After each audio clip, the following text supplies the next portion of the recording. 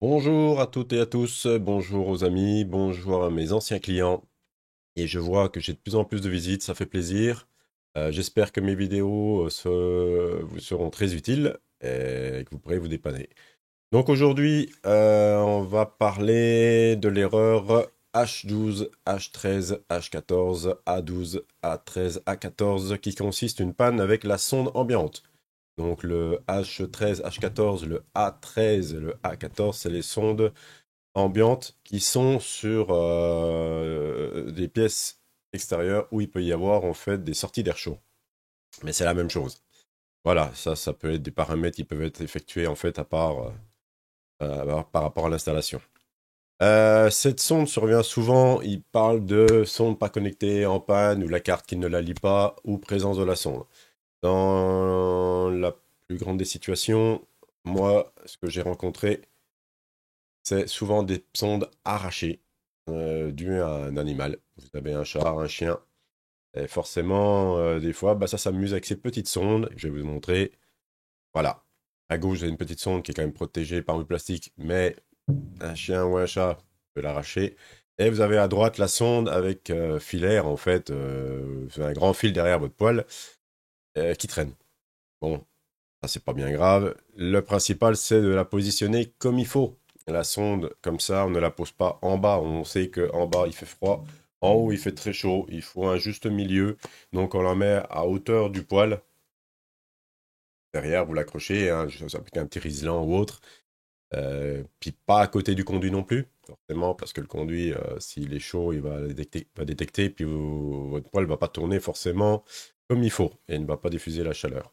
J'ai déjà rencontré le cas aussi quand une sonde est arrachée, suivant les poils, suivant les marques, les erreurs ne sont pas forcément remontées. Donc, qu'est-ce qui se passe? C'est que le poil n'a plus d'informations, donc il tourne à fond. Il envoie du granulé, du granulé, du granulé, et la ventilation tourne à fond. Vous avez beau faire ce que vous voulez, de toute façon, vous ne pourrez rien faire. Si vous n'avez pas de valeur, si vous n'avez pas de thermostat ou de sonde, on va parler de sonde là, forcément le poil ne va pas se réguler. Le premier truc à faire, c'est on va contrôler la sonde. Si elle n'est pas arrachée, on va contrôler la sonde. Si elle n'a pas été déconnectée pendant un nettoyage. C'est déjà arrivé, vous nettoyez votre poêle, vous faites pas attention, vous la déconnectez à peine. Le technicien ou vous-même remontez le poêle, vous mettez en route, oui, ça marche. Le technicien part, vous mettez en route, merde, le poêle, il y a un problème. Donc, vous pouvez avoir l'erreur qui se remonte, donc l'erreur H12, hein, bien sûr, ou A12. Et ben là, il va falloir faire des petits contrôles. Qu'est-ce que je peux dire là-dessus? Il n'y a pas grand-chose parce que la sonde, elle est là quand même pour prendre la température de la pièce et le poêle doit se réguler une fois qu'il l'a atteinte. Et si ça marche bien comme ça, bah, c'est très bien. Donc voilà, il suffit de faire ces petits contrôles. Après, que la carte électronique la lise pas, il faudrait que la carte elle est flashée, il faudrait qu'elle ait un gros problème. Moi, je vois pas, non, la carte, j'y crois pas trop. La présence de la sonde, bah oui, c'est si elle est débranchée. Voilà. Donc, hormis débranchée ou arrachée, pour moi, c'est les deux seuls problèmes liés à cette erreur. Voilà. Par rapport à tout ça, qu'est-ce que je pourrais vous dire d'autre pour complémenter un peu la vidéo? Par rapport à des clients, qu'est-ce qu'ils auraient pu faire ou ne pas faire? C'est comme les télécommandes qui sont connectées au poêle, qui font office de thermostat. C'est toujours pareil, j'en reviens toujours aux piles. Si les piles sont faibles, le thermostat ne va pas fonctionner comme il faut. Donc toujours faire attention aux piles. Faites très attention. Ou prenez des piles rechargeables, comme ça au moins vous êtes tranquille. Que la télécommande ne soit pas une partie basse. C'est toujours pareil. Plus c'est bas, plus il y a du froid. Plus c'est haut, plus il y a du chaud. Donc elle est toujours à peu près à hauteur d'homme, c'est ce que je dis toujours. Donc 1,60 m, c'est mieux, hein, de toute façon, pour l'avoir à portée de main. Euh, Et puis pas des endroits chauds. Donc si vous le posez à côté d'un appareil, forcément il y a de l'électronique. L'électronique chauffe, donc envoie de la chaleur et le thermostat peut le détecter. On ne la pose pas à côté d'une fenêtre. La réverbération avec le soleil va faire en sorte que la télécommande va chauffer. Ne la mettre pas à côté d'une porte. Ouvrir une porte, les températures d'une autre pièce sont différentes, donc il va détecter une température plus basse. Et forcément, qu'est-ce qu'il va faire le poêle? Il va remettre du granulé, il va réchauffer et réchauffer la pièce. Donc voilà, la pièce toujours en endroit neutre, posée, comme je dis toujours, sur un mur, un petit socle. Vous la mettez dedans. Moi, j'ai des clients, ils servaient des petites chaussettes en déco, des petits sabots où la télécommande rentrait dedans. Un petit trou, ça prend pas du temps à faire. Donc, même, il y en a, j'ai vu, parce qu'un temps, je faisais avec mon imprimante 3D des supports de télécommande. Soit ils la vissaient, il y avait deux trous qui étaient bien, bien précis, donc ils le mettaient au mur. Soit il y en a qui s'amusaient à mettre de double face. Chacun fait comme il veut, chacun ses choix. Ça marchait très bien comme ça. Toujours pareil, pas dans une autre pièce. C'est comme les cendres déportées, on ne fait pas un trou dans le mur pour la mettre dans l'autre pièce pour dire que ça chauffe un peu plus. Ça, hors de question. Votre poêle, le problème, c'est que s'il tempère votre pièce, il va pas tempérer l'autre, donc il va tout le temps tourner à fond. J'ai déjà été en guerre avec un client à cause de ça, on s'est même fâché.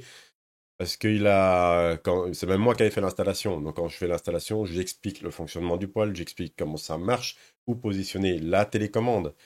J'ai été assez professionnel dans mon métier et je pense que tous les renseignements que j'ai donnés, euh, les clients, soit ils en ont tenu compte, soit pas du tout. J'en ai beaucoup, pas du tout. Ils faisaient un peu comme ils voulaient, ou par les dires des personnes, ou les avis sur Internet, ou les réseaux sociaux, où il y a beaucoup de choses à prendre et à laisser, bien sûr. Et ce client-là, un jour m'appelle en m'engueulant parce que le poêle tournait tout le temps à fond. Donc voilà, donc j'ai dû me déplacer, il habitait loin. Quand je suis arrivé chez le client, oui, le poêle, bizarre, il montait à des températures de 170, 280. La soufflerie, bien sûr, hein, plus il chauffe, plus il va avoir tendance à refroidir le poêle. Donc il tournait à fond, à fond, à fond. Et je voulais lui prendre la télécommande, ce client-là, il la tenait, il dit non, non, regardez, ça marche pas, regardez, c'est pas possible, c'est pas normal. Je dis, mais donnez-moi cette télécommande que je puisse faire des tests et puis voir quand même d'où vient le problème. Donc à un moment donné, c'est même sa femme qui s'est fâchée, il dit, non, mais donne-lui la télécommande, c'est pas ton boulot, il est technicien, il faut qu'il trouve la panne. Donc il me la donne.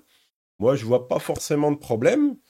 Et ce client-là, j'avais une palette de granulés dans le camion, je lui dis, écoutez, changez pas vos habitudes, posez la télécommande où vous avez l'habitude de la poser.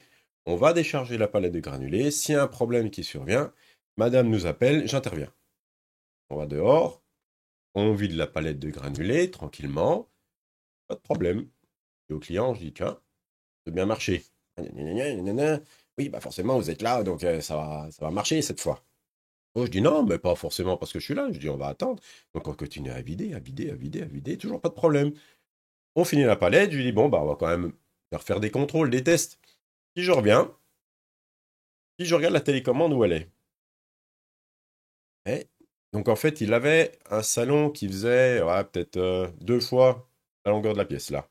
Facile, hein. Le poêle était positionné au fond à gauche,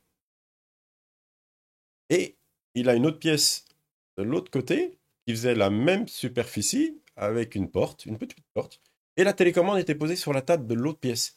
Sauf que cette personne était en travaux, en plein hiver. Donc dans l'autre pièce, je ne vous explique pas la température qu'il y avait par rapport à celle où le poêle il était. Donc forcément, comme la télécommande était dans une pièce beaucoup plus froide, le poêle, qu'est-ce qu'il faisait? Chauffait, chauffait, parce qu'il n'arrivait pas en fait à la combler ce manque. Donc il chauffait, chauffait, chauffait, puis à un moment donné, bah forcément, le poêle va se mettre en sécurité, va souffler très fort et très très vite, bien sûr, pour refroidir quand même le poêle. Et puis là, je lui dis, mais qui vous a dit de poser la télécommande dans une autre pièce? On m'a dit qu'il fallait qu'on pouvait la mettre dans une autre pièce pour chauffer. Moi, j'arrive pas à chauffer l'autre pièce, mais je dis, mais vous allez dire, vous êtes en travaux. L'isolation n'est même pas finie. Et je dis, puis quand c'est quand même moi qui ai posé le poêle, je vous ai dit, toujours dans la même pièce, milieu de pièce, à hauteur d'homme. Et je dis, je vous ai jamais dit qu'il fallait la poser dans une autre pièce. Ah, on m'a dit, mais qui vous a dit? Je dis, le commercial? Le patron? Il dit non, ça m'étonnerait. Je dis sur les réseaux sociaux, des amis, des machins, peut-être, éventuellement. Je dis mais jamais. Je dis forcément votre poêle. Alors je dis regardez, on va faire un essai. La télécommande, je l'ai prise, comme on était en plein hiver, j'ai ouvert la porte, j'ai foutu la télécommande dehors. Et j'ai attendu. Bien sûr, la télécommande refroidit, le poêle se met à chauffer, chauffer, chauffer, chauffer, chauffer, chauffer, chauffer par manque. Puis d'un seul coup, tac, sécurité. Eh oui, mais normal. À un moment donné, le poêle, il chauffe, il chauffe, il chauffe. Il va pas chauffer jusqu'à ce qu'il y ait vraiment un gros, gros problème et puis que la maison prenne feu.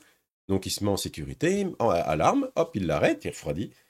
Puis là, il me dit, ah oui, c'est vrai que au tout début, comme on m'avait expliqué, le poêle marchait super bien. Et c'est depuis que je le mets dans l'autre pièce.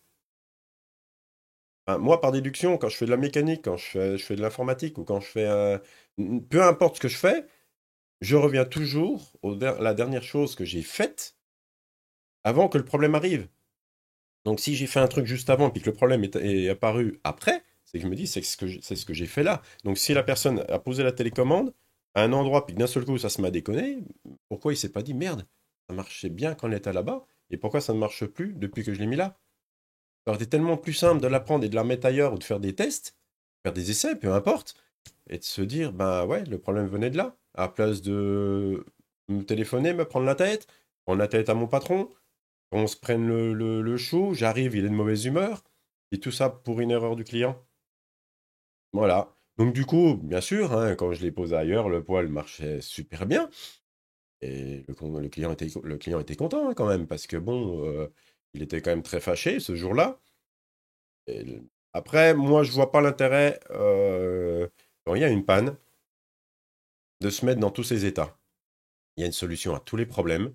Il suffit de voir le problème d'où il peut venir et d'essayer quand même de le résoudre sans pour autant s'énerver. Ça sert à rien de s'énerver. Déjà, vous prenez la tête au technicien. Le technicien, il est juste là pour vous dépanner. Moi, je me suis déjà fâché avec des clients. Et limite, je dirais pas d'en venir aux mains, mais il y en a, ils sont en colère. Et quand ils sont en colère, je peux vous assurer que quand vous êtes technicien, vous avez juste une chose, enfin juste envie de faire une chose, c'est de partir. Moi, un client, moi je suis très gentil, je suis très calme. Quand un client me prend la tête, je m'est déjà arrivé de le raccrocher au nez.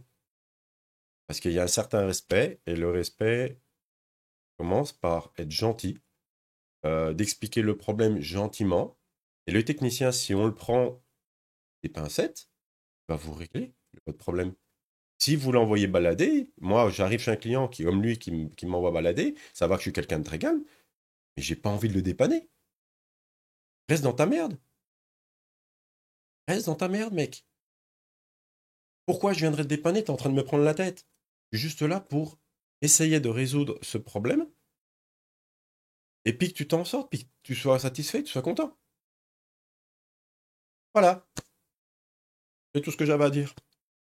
Bien sûr, j'en aurai d'autres hein, d'histoires, hein, bien sûr, hein, c'est un peu le but de mes vidéos, c'est d'expliquer un peu tous les problèmes et d'essayer de vous aider au maximum. Je suis en train de poser mes vidéos un peu partout.